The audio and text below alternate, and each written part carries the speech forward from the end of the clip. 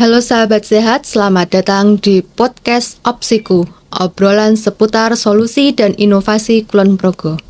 Tempat kita berbagi informasi kesehatan yang ringan, terpercaya, dan bermanfaat untuk keluarga. Hari ini kita akan membahas topik yang cukup penting tapi sering kurang disadari, yaitu kanker pada anak. Pada kebanyakan orang tua berpikir kanker hanya akan menyerang pada orang dewasa. Padahal kenyataannya kanker juga bisa menyerang pada anak. Dan melakukan deteksi dini akan sangat menentukan keberhasilan dalam pengobatan. Hari ini telah bersama kita Dr. Maria Ulfa. Beliau adalah dokter spesialis anak di Rumah Sakit Umum Nyageng Serang. Halo dok, selamat datang. Ya, halo. Ya, terima kasih sudah berkenan meluangkan waktu untuk mengedukasi para orang tua pada hari ini. Ya, selamat pagi ayah bunda semua. Dok, seperti yang sudah saya katakan sebelumnya, penyakit kanker pada anak sering dianggap sebagai penyakit orang dewasa dan orang tua tidak terlalu awas akan kondisi tersebut. Dan kondisi tersebut dapat menyerang pada anak-anak dengan usia yang sangat muda. Sebenarnya seberapa sering sih dok kanker ini dapat terjadi pada anak-anak? Oke, baik. Jadi ini terkait dengan Hari Anak, Hari Kanker Anak Internasional ya, yang jatuh mungkin kemarin tanggal 15 Februari. Jadi seberapa sering dan seberapa urgent sih tentang topik kanker anak ini? Jadi dari data WHO itu setiap tahunnya itu 400.000 kurang lebih anak di seluruh dunia itu terdiagnosa sebagai kanker. Jadi kenapa kita harus aware dengan kondisi kanker ini? Karena kanker ini memang masih menjadi salah satu leading cause of death. Jadi dia masih menjadi penyebab kematian utama pada anak-anak. Maksudnya masih menjadi penyebab kematian yang besar ya pada anak-anak. Dan juga dengan angka harapan hidupnya yang masih rendah, terutama di negara-negara yang berkembang seperti low developed country. Jadi Indonesia dan negara-negara yang masih fasilitas penanganan kankernya rendah itu memberikan angka harapan hidup yang rendah pada anak-anak yang kanker. Berarti ini nanti apabila semakin dapat terdeteksi secara dini dapat dilakukan penanganan lebih dini ya dok ya? Ya, betul. Jadi harapannya deteksi dini kanker pada anak ini semakin kita cepat mendeteksi, dia akan memberikan outcome yang lebih baik. Jadi luaran yang pertama adalah respon dari terapinya ya. Respon terapi pada kanker itu diharapkan menjadi lebih adekuat, lebih bagus. Kemudian yang kedua untuk harapan hidup juga. Harapan hidup semakin dini kanker itu ditemukan, kita harapkan stadiumnya belum terlalu lanjut sehingga harapan hidupnya masih cukup bagus.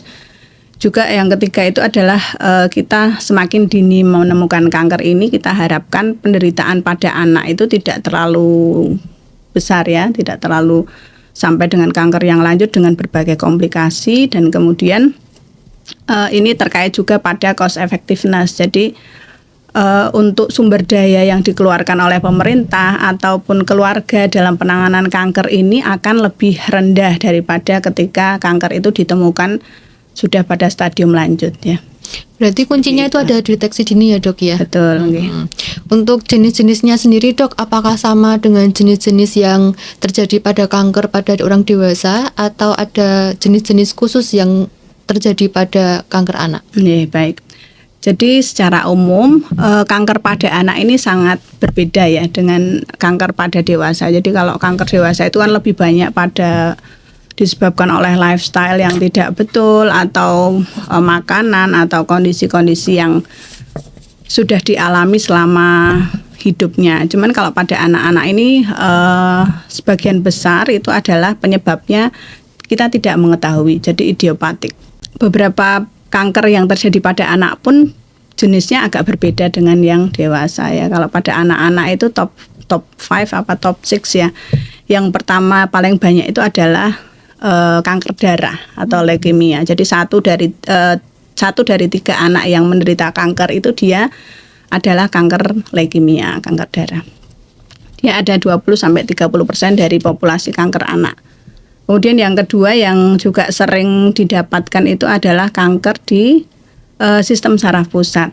Saraf pusat itu seperti kanker otak misalnya kayak astrositoma, glioma gitu ya. Itu juga sekitar 20-25% dari populasi kanker anak.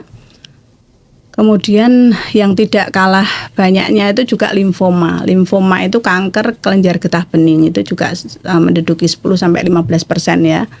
Kemudian ada kanker jaringan saraf yang imatur atau neuroblastoma. Kemudian juga ada kanker dari jaringan ginjal, jadi nefroblastoma, dan yang satu lagi itu retinoblastoma. Jadi retinoblastoma itu dari kanker di mata pada anak, dan itu terjadi biasanya sangat dini, jadi 0-5 tahun. Biasanya terdeteksinya kadang sudah terlambat. Untuk tanda gejalanya sendiri, Dok, mungkin sebagai orang tua ingin tahu bagaimana deteksi dini yang perlu diperhatikan.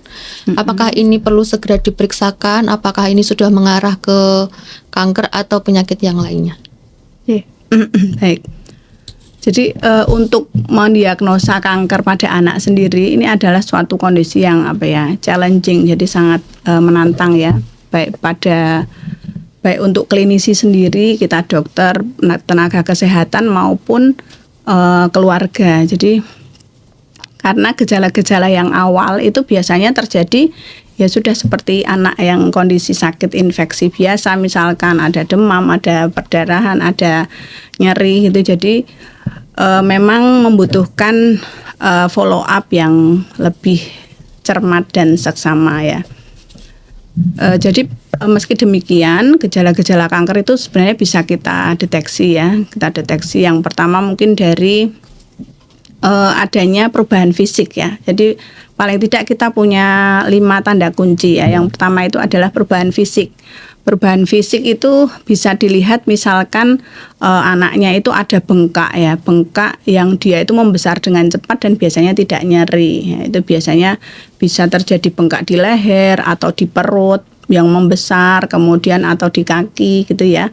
Nah itu merupakan kalau tanda yang ada pembesaran itu orang tua lebih aware ya. Biasanya tidak gede jadi gede gitu, biasanya dia akan lebih aware. Nah kemudian selain perubahan fisik yang pertama tadi ada yang namanya gejala fisik. Jadi gejala fisik dari kanker ini bisa jadi anak ini mengalami penurunan berat badan yang drastis dan tanpa penyebab yang jelas. Misalkan tiba-tiba turun aja beratnya, makan juga tetap berat badannya turun. Kemudian ada misalkan demam yang berlangsung lama, jadi demam persisten. Sudah diberikan terapi yang adekuat, kemudian sudah diperiksakan, biasanya demam yang lebih dari 2 minggu ya, demam-demam kronis seperti itu. Kita juga harus jangan lupa memikirkan untuk mengarah ke kanker-kanker anak. Kemudian ada lagi lesu kronik. Jadi anaknya itu selain berat badannya turun, anaknya menjadi lemah, letih, lesu, tidak aktif seperti biasanya gitu ya. Penampakannya itu dia seperti kehilangan energi gitu ya pada anak-anak kanker. Kemudian yang ketiga tadi ada perubahan fisik ya, perubahan fisik, kemudian ada gejala fisik. Yang ketiga ini adalah nyeri. Nah, nyeri itu biasanya dia nyeri-nyeri yang sulit dijelaskan penyebabnya. Jadi nyerinya itu bisa di tulang, bisa di sendi. Kalau pada anak-anak itu gejala yang khas itu dia menjadi malas jalan atau kesulitan dalam berjalan atau perubahan gait. Jadi jalannya jadi berbeda gitu. Bisa jadi merupakan salah satu tanda. Kemudian yang keempat adalah perdarahan. Nah, kalau perdarahan itu khas sekali biasanya terjadi pada kanker-kanker darah ya memang ya. Perdarahan yang tidak normal, misalkan tiba-tiba mimisan, tiba-tiba gusinya berdarah, atau anak-anak itu sering lebam tanpa ada sebab, misalkan tidak jatuh, tidak terbentur, tapi tiba-tiba lebam yang berpindah-pindah gitu ya. Jadi mungkin ibu saat memandikan, saat melihat kondisi anak itu harus mengenali lebih dini apakah ada tanda-tanda kelainan perdarahan. Bisa juga seperti perdarahan di kulit, jadi bintik-bintik merah atau kayak bruising gitu ya, merah di kulit yang tidak jelas penyebabnya, yang pindah-pindah, hilang timbul gitu juga bisa jadi kita curigai sebagai salah satu tanda perdarahan ya. Kemudian yang terakhir mungkin yang kelima yaitu perubahan neurologi. Jadi perubahan neurologi ini biasanya terjadi pada kondisi-kondisi kanker ini ya, kanker yang menyerang sistem saraf pusat ya. Jadi misalkan dia ada nyeri kepala yang hebat. Nyeri kepala yang hebat sekali, jadi sudah minum obat apapun nyerinya tidak berkurang dan terus menerus. Kemudian ada muntah, muntahnya tuh yang proyektil, benar-benar yang muntah tidak dipicu apa-apa. Jadi tiba-tiba muntah yang menyemprot biasanya kalau pada kondisi-kondisi kanker ini ya, saraf pusat.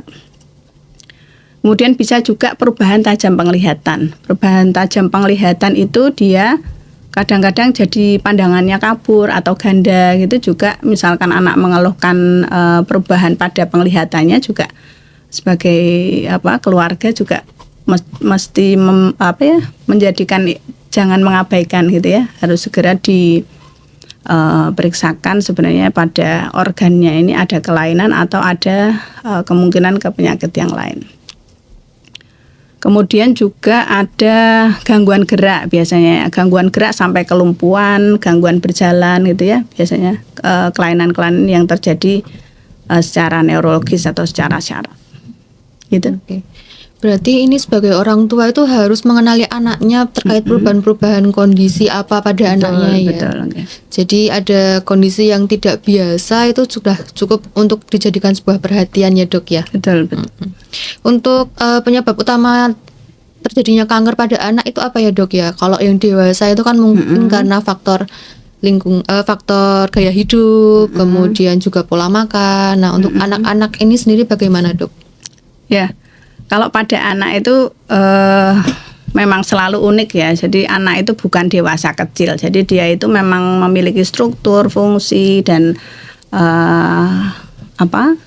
sifat tubuh yang berbeda dengan dewasa. Jadi seperti kita ketahui bahwa kanker anak itu dia memang terbanyak itu penyebabnya tidak diketahui. Jadi tidak seperti dewasa ada beberapa penyebab yang kita bisa screening, bisa mencegah. Tapi kalau pada kasus anak itu adalah kondisi yang sulit dicegah. Makanya yang kita tekankan di sini adalah deteksi dini dan early detection dan prompt treatment. Jadi deteksi dini dan penanganan yang segera ya. Kalau pada anak ini memang ada beberapa bukti ilmiah yang menyebabkan bahwa kanker pada anak ini biasanya ada faktor resiko infeksi virus tertentu, misalkan virus HIV atau Epstein-Barr virus atau habis kena infeksi malaria terus dia tercetus terjadi kanker. Namun itu untuk evidence-nya juga tidak begitu bagus ya. Lebih banyak yang tidak diketahui penyebabnya. Atau ada juga dari beberapa penelitian yang menyebutkan memang 10% dari ini populasi kanker itu dia memiliki risiko genetik. Jadi ada 10% dari populasi kanker yang dia ini terkena kanker karena faktor genetik ya. Cuman itu juga untuk penelitian lebih lanjut pada anak masih membutuhkan ini ya, membutuhkan banyak bukti yang lain. Yang jelas WHO juga sudah menyebutkan bahwa screening kanker pada anak itu sulit sekali dilakukan, tidak seperti pada dewasa ya. Jadi memang yang hanya bisa dilakukan adalah penegakan diagnosis yang awal, mendeteksi dini dan tata laksana yang sesuai itu ya. Berarti ini sebuah informasi yang sangat penting bahwa ternyata kanker itu bagi orang tua mungkin nanti akan menyebabkan sebuah perasaan bersalah karena genetik. Nah, tetapi kanker itu sendiri bukan sesuatu hal yang tidak dapat diobati ya dok ya. Ya, okay.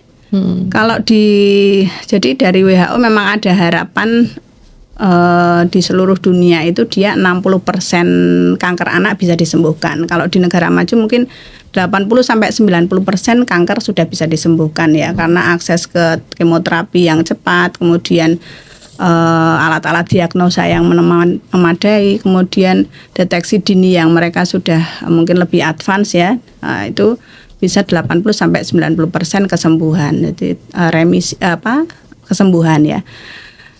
Namun kalau di negara-negara berkembang memang dia harapan hidup dan survival rate-nya itu masih cukup rendah. Makanya dari WHO dia karena screeningnya tidak bisa dilakukan, yang bisa dilakukan adalah mendeteksi dini itu tadi. Oke. Kemudian Dok, untuk satu pesan penting bagi para orang tua, apa yang ingin dokter sampaikan? Oke.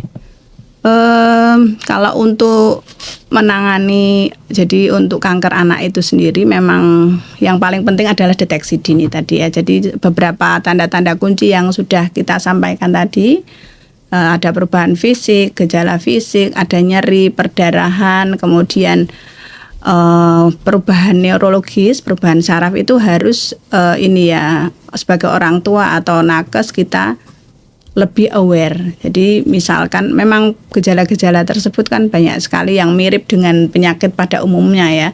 Nah biasanya kalau kanker ini gejala-gejala yang tadi itu sudah berlangsung lebih dari 2 minggu dan tidak membaik dengan pengobatan yang pengobatan cukup ya, pengobatan adekuat yang sudah diberikan.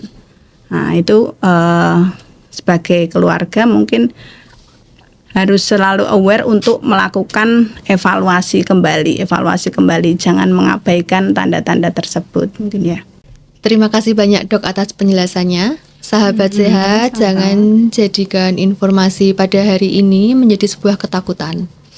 Sebagai orang tua, apabila telah menemukan tanda-tanda yang telah dijelaskan oleh Dr. Maria Ulfa tadi, dapat segera dilakukan pemeriksaan sehingga semakin besar harapan sembuhnya. Saya Vina, sampai berjumpa di podcast selanjutnya.